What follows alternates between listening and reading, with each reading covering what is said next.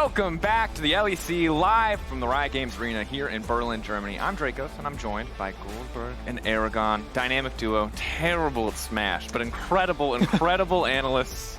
I don't want to brag, but I'm pretty sure I've solidified myself as the best Smash Bros. Player in the office today. Today, GB, it's about Fnatic's victories yesterday, because it might have taken 849 days, but they finally made it happen. Fnatic taking down G2 in a best-of series. I was caught off guard, as I think many people were. How did you feel about it? I mean, the biggest surprise I had was I saw game one, and it was a complete stomp by G2. We were in the green room, and we were just saying, yeah, this is going to be a 3-0 series, and it's going to be quick. And then it just went the absolute mile. Yeah, what a banger series. Nothing makes me more happy than to see G2 lose and the LEC like this, because it means stakes become so much more important. It means I'm not just looking at a one-team region. It means I'm looking at the rest of the league elevating themselves, and it means, well, G2 Fnatic, it's not a one-sided rivalry. I actually care about watching it, and I cared a lot watching yesterday, especially that game 5. Yes, Legacy Kings Dynasty, yeah, of course, you know it. So fantastic. No, I agree. Like, this is a rivalry. Obviously, we've been waiting for a long time. It is historic. But it didn't feel relevant for quite some time, even though these games have always been exciting. And now finally, Fnatic have struck back in a best-of-5. No discounting it like we do so frequently with a best-of-1 single win or upset. But the big thing about this is that it wasn't just us behind the scenes. It wasn't just some people at home. It was just about everybody who thought G2 would win. In fact, if you were a human being, it was highly unlikely that you predicted Fnatic to win unless you were a Fnatic fan or your name was Hillisang and Trimby. You were more likely to predict it if you were a chicken. So shout out to Hen Solo, who was very surprised that all of these analysts have jobs. Hen Solo is one of the names of the chickens. And thanks to everybody who checked in. Again, very concerned that we might be replaced by farm animals soon. I mean, did you predict this series? No, me neither. We would have got Fnatic. Class. Yeah, we obviously would have gone Fnatic. Gotta respect the chicken. They make eggs. They make correct predictions. We just like what do we don't have anything. But we do have a lot of opinions about draft, and that's going to be important because in our next segment, the LEC cook-off, we need to understand, a lot of teams are trying new things. They're bringing new ingredients to the table, but did they overcook? Is it tasting good? Does it at least look good? What are we really talking about here when we look at some of these recent drafts? I want to start with the first one from Game 4 yesterday. There was some controversy in Game 5, but we can't pretend Renekton Italy tastes bad anymore after Game 5. So let's start at Game 4. Take a look at the draft overall. Tell me what you guys think. Do you like it? Do you hate it? Did they cook, overcook, undercook? I mean, it's okay. I mean, it's cheesy from G2, like mac and cheese, 5 kind of American cheese, whatever you want to call it. We see triple AD, Varus top. Like, it's good. Doesn't mean I like it. I personally hate mac and cheese, and I also don't like seeing 380 carries. I'm getting kind of tired of it. But yes, it worked for G2. The amount of range champions in the game, too damn high. It's like too much salt on your food, That's what I think. I'm feeling They've salty. over-salted it. I am too. And that's the problem with 80 carries right now. I think G2 too salty. If you can't oversalt your food in Germany, where can you, dear audience? That's my question. Next up, G2 versus BDS. Perhaps less 80 carries. By a slight margin, we can at least say safely.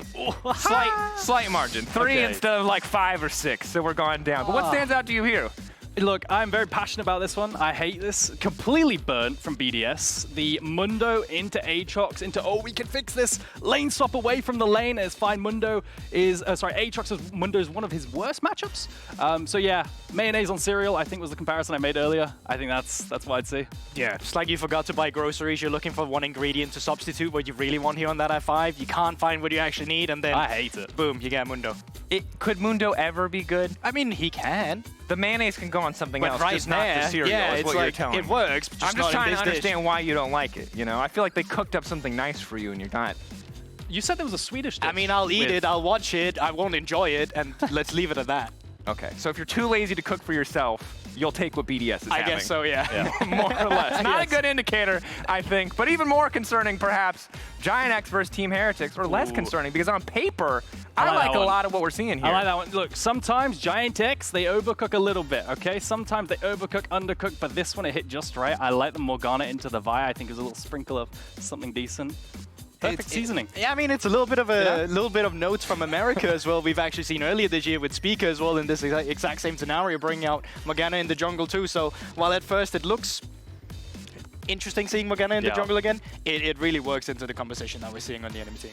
And I think if this was a cooking challenge, you can look at the ingredients and you can go, GX, damn, you've got everything you need to make a fantastic dish. The problem comes when you get into the kitchen and you actually have to cook. Luckily, we have a representative of GX on standby to kind of simulate what cooking looks like for this GX lineup.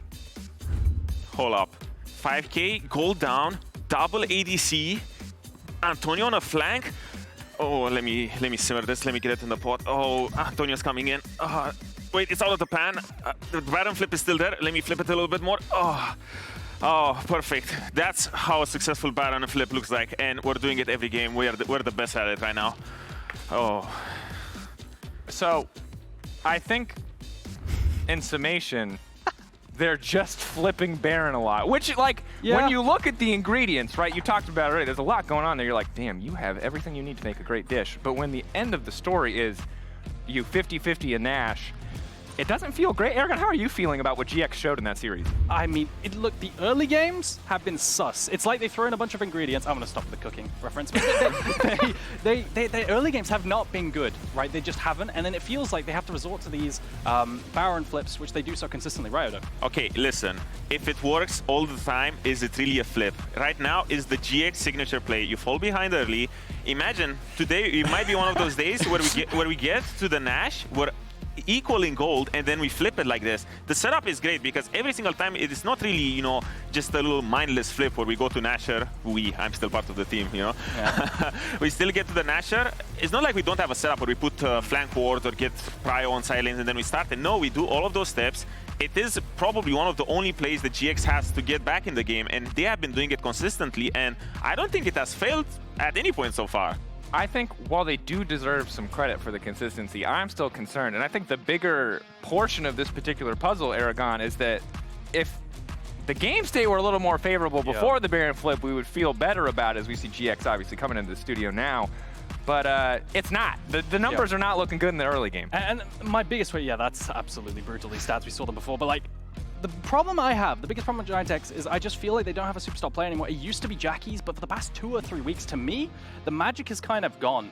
So you just have either losing lanes or just doing nothing early into this magical Baron flip. And I just don't feel like that's a very consistent way to win. I know you'd argue differently, Odo. But yeah, that's my take on it. Well, it works. If the aim broke, don't fix it, you know? Look, who cares, you know, how they made the dish as long as it tastes good when you get it on the plate. I actually care. I think we should all get concerned. That's how we end up some weird stuff. I would That's love how you this. end up with this. Yeah, I would love the early game to look a little bit better because right now, I feel like they can still do a lot more. They're empowering Jackies a lot. Top lane is falling a little bit behind, but it's also the identity that they're going for. They're going for the early pick on, the early pick tank top lane where it's, you know, weak side laning into, you know, facilitating good stats for like the rest of the team. Yeah, absolutely. And I think when you have this very set playstyle for Giant X, where you have a tank top, a tank jungle, and like obviously a tank support, you really need your mid laners to shine. Your mid laners to shine to do consistent DPS because you're not going to get that from these other roles. So in a kind of a way, they're sort of one-dimensional, but that's why they need Jackies to step up as well as Patrick. Although we had critics for Jackies because he's getting caught, even in the series before where they won, he got caught a couple of times. He is still pumping out big numbers. He tried the ADCs for the whole split, didn't really work with the Kai'Sa and Ezreal. Found the Zeri. I think he's maybe the first one or the only one who played Zeri so far in the LEC, and he had a phenomenal game earlier. But now he's facing Nuke, which I feel like he's in a great position as well. He found a lot of success with Corki and Talia. Yeah, and obviously Nuke, a player who has stepped up significantly this year and in this split as well, big part of the reason why BDS has been successful. But as much as the overall split has been good for BDS, most recently we're on a bit of a downturn, right? They are in the lower bracket for a reason. So I want to get your take both on why they're here. What is it that you're looking at when it comes to maybe being more critical of BDS or evaluating where they stand? I think actually there's a few flaws with BDS, at least in the very recent weeks. One of them was top lane, the other was mid lane. I think Nuke wasn't playing as well as potentially he did before. I remember him getting picked on side. A pretty horrible Talia game, if I remember correctly. He went 1-5 at one point and just kept getting soloed by BD, but my memory's a bit foggy there. Regardless, not as good as before, as well as Adam. I think Adam is in one of the worst metas possible for him at the moment. Historically, I don't remember the last time there were so many ranged top laners being played in the meta, not even top lane, but overall in the entire games. Which is funny because right now, when you would look at the stats of the Champions Plate, you would see the Garen, the Darius, the Set. Right now, I also think it's the approach that they have been choosing. With at the beginning of the split, they said they want to diversify a little bit. They want to stop relying on Adam so much on his funny picks, empower Shio, empower everyone else. But right now, we saw them overcook it a little bit earlier. But now it's maybe one of those situations where you're thinking, how much do they value this end of summer split? How much they value the spring, the season finals? Because right now they might have to bring out the band-aid of put Adam back on these power picks, the ones that have a lot of lane domination, especially against someone like D'Antonio, who has been susceptible to early lane pressure. And ultimately, it seems like a story of solo lanes here. Both top lane and mid lane under some scrutiny, but also big potential to turn this around, right? We've seen what all of these players can do. However, speaking of top lane, Trouble is sitting by with D'Antonio in the Marriott Bonvoy pregame lobby. Let's hear what he has to say. Thank you very much, Dracos. And D'Antonio, thank you for joining me ahead of your Best of Series versus BDS. How are you feeling, first of all? I'm feeling good, like the other matches. I feel, versus Fnatic, I said as well on Twitter that we were really confident to take the win, but it was close. I feel really good and confident with the team level right now. All right, now talking about your confidence and it's springing back up. When you came into the team, you obviously replaced somebody who's been a veteran in the scene, and there were a lot of doubts, and people came at you. How did you develop through that, and how did you deal with the whole situation, knowing that right now you've made it, you've showed what you're made of? When I came to the team, I prepared like a little, like a PowerPoint. I don't know, like like a presentation where I show what I want to do or what, like my identity and how we should play. And I think we all had pretty clear like how we wanted to play and identity as a team.